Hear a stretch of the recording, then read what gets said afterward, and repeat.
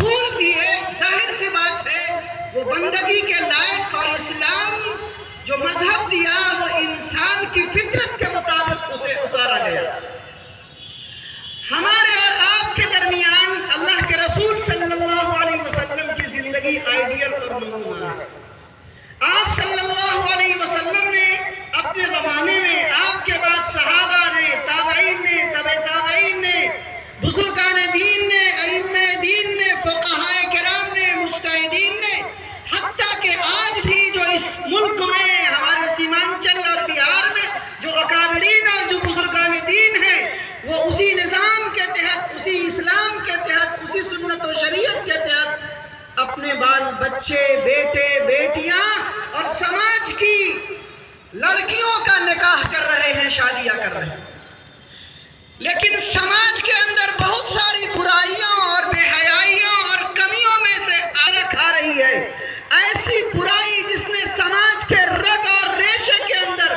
سماج کی ریڑھ کی ہڈی کے اندر کینسر کی شکل اختیار کر چکی۔ وہ جہیز کا مطالبہ ہے، وہ روپے کا مطالبہ ہے، وہ پیسے کا مطالبہ ہے، اور اسی کے ساتھ شادیوں کے وہ رسومات ہیں،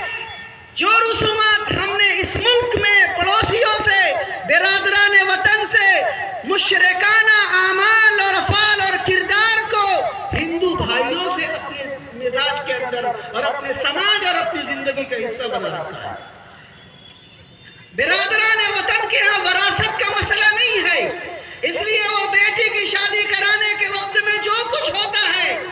ان کی حوصلہ افزائی کے لیے ایک مشت میں تلک کے طور پہ اپنی بیٹی کو دے کے روانہ کر لیتے اور ان کی اشکشوئی کر لیتے ہیں کہ جا بیٹی جا، تجھے تو اب کچھ ملنا نہیں ہے، اس لیے تھوڑا سا پیسہ ہے، تھوڑا سا سامان ہے، یہ تھوڑی سی جہیز رقم لے کے چلے جا۔ مسلمانوں،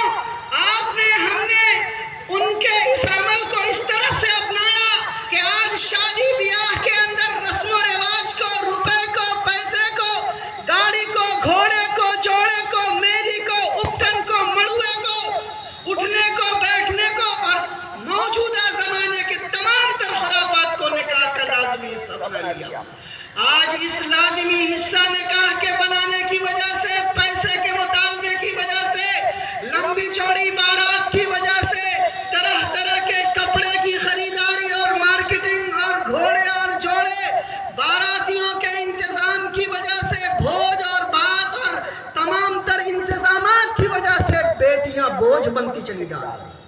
ہماری بیٹیاں آج مرتد ہو رہی ہیں، غیروں کے ہاتھ فرار ہو رہی ہیں، غیروں کے ہاتھ اپنے ایمان کا، اپنے قرآن کا، اپنے دین کا، اپنے اسلام کا سودا کر رہی ہیں۔ اور آپ کلیجے پہ ہاتھ رکھ کے بولیے، آپ میں سے 99% لوگوں سے تنہائی میں فردن فردن پوچھا جائے گا کہ بولو یہ رسم ٹوٹنا چاہیے کہ نہیں ٹوٹنا چاہیے، سادگی کے ساتھ، آسانی کے ساتھ، سنت کے ساتھ نکاح ہونا چاہیے کہ نہیں ہونا چاہیے۔ ایک ایک مسلمان کہے گا ہاں مولانا صاحب یہ غلط ہے، بیٹی بوجھ بنتی چلی جا رہی ہے، زنا آسان ہو گیا، بے حیائی عام ہو گئی، اس رسم کو ٹوٹنا چاہیے، بارات کو چھوٹنا چاہیے، چند لوگوں کے ساتھ نکاح مسجد میں منعقد ہونا چاہیے۔ لیکن ایمانداری کے ساتھ آپ اگر ایک طرف یہ بات کہتے ہیں تو اجتماعی صورتحال یہی ہے کہ یہی مسلمان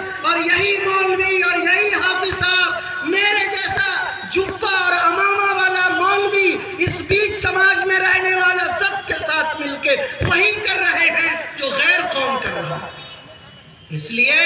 سماج کے یہاں ہم نے آنے والے تحفظ شریعت کے بینر تلے ان کی صدا پہ لبیک کہتے ہوئے آنے والے مسلمان دوستوں اور بھائیوں، اگر واقعی آپ ایمان والے ہیں، آپ قرآن والے ہیں، سنت و شریعت والے ہیں، نبی والے اور نبی کے دین والے ہیں، تو